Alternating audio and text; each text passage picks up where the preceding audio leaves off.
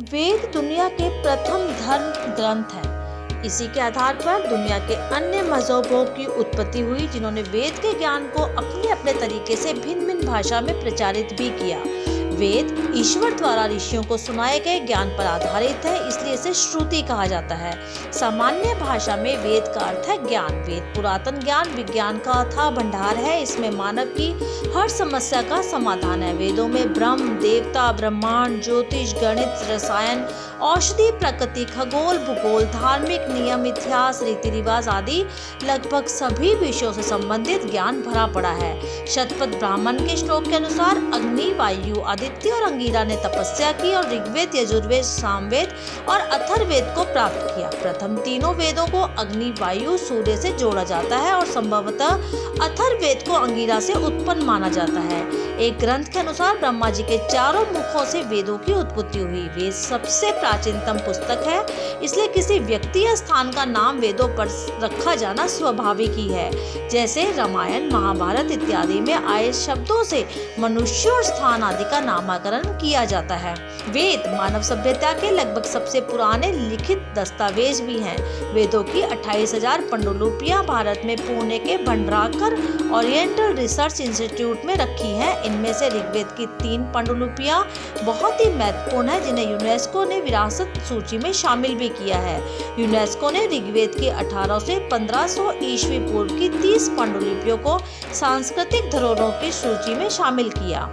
UNESCO की 158 सूची में भारत की महत्वपूर्ण पांडुलिपियों की सूची 38 है। वेदों में उपवेद ऋग्वेद का आयुर्वेद है, यजुर्वेद का धनुर्वेद, सामवेद का गंधर्व वेद और अथर्ववेद का स्थापत्य वेद। ये क्रमशः चारों वेदों के उपवेद बताए गए हैं। वेदों के 4 भाग होते हैं: ऋग्वेद, यजुर्वेद, सामवेद और अथर्ववेद। ऋग यानी स्थिति, यजुर यानी रूपांतरण, साम यानी गतिशील, अथर्व यानी जड़।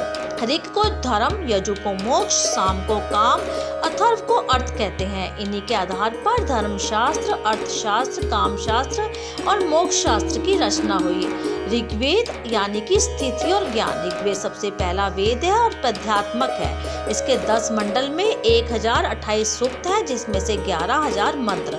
इसे वेद की 5 शाखाएं हैं: साकल्प, वास्तुकल, अश्वलायन, शांखायन, मंडूकायन। इसमें भौगोलिक स्थिति और देवताओं के आह्वान के मंत्रों के साथ बहुत कुछ है।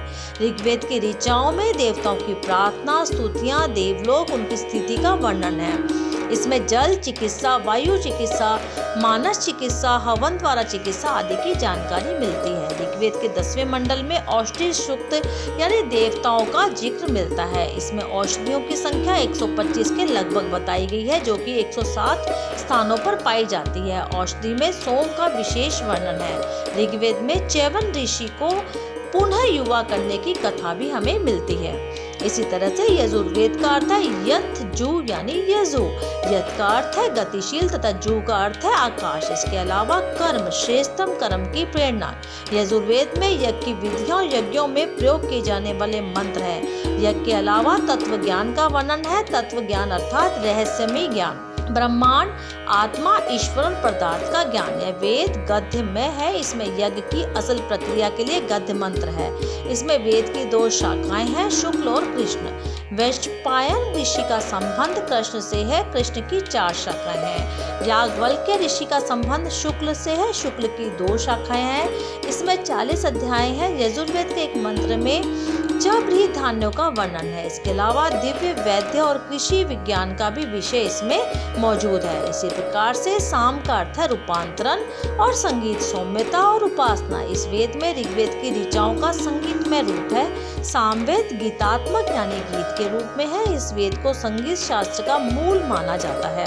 1824 मंत्रों के इस वेद में 75 मंत्रों को छोड़कर शेष सब मंत्र ऋग्वेद से ही लिए गए हैं। इसमें सविता, अग्नि और इंद्र देवताओं के बारे में जिक्र मिलता है। इसमें मुख्य रूप से 3 शाखाएं और 75 ऋचाएं हैं। धर्व का अर्थ है कंपन और अथर्व का अर्थ है अर्थ कंपन। ज्ञान के श्रेष्ठ कम कार्य करते हुए परमात्मा की उपासना में लीन रहना, वही अकंप बुद्धि को प्राप्त होकर मोक्ष धारण करता है। इस वेद में रहस्यमय विद्याओं, जड़ी बूटियों, चमत्कार और आयुर्वेद आदि का जिक्र है। इसमें 20 अध्यायों में 5687 मंत्र है। इसके 8 खंड है, जिसमें भेषज वेद और धातु वेद ये 2 नाम मिलते हैं।